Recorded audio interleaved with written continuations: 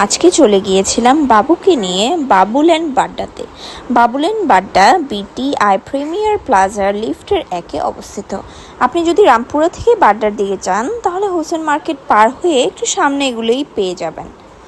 ওখানে শুরুতেই ticket counter থেকে গার্ডিয়ান এবং বাচ্চার জন্য টিকিট কিনে নিতে হবে।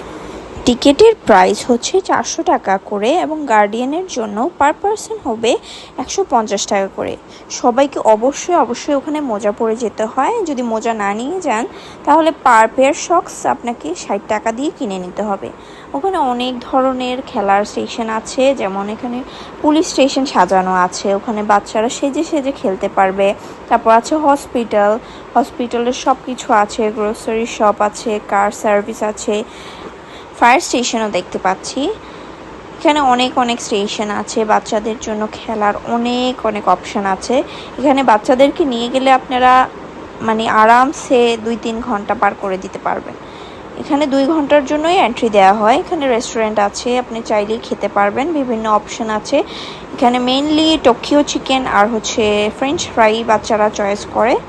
শেষে ওরা ঈদ ডান্স করছিল, ঈদের একটা গানে ওদের কর্মকর্তা শিখিয়ে দিচ্ছিলেন আর বাচ্চারা ডান্স করছিল। বাবুর দিনটা অনেক ভালো কেটেছিল। Thank you.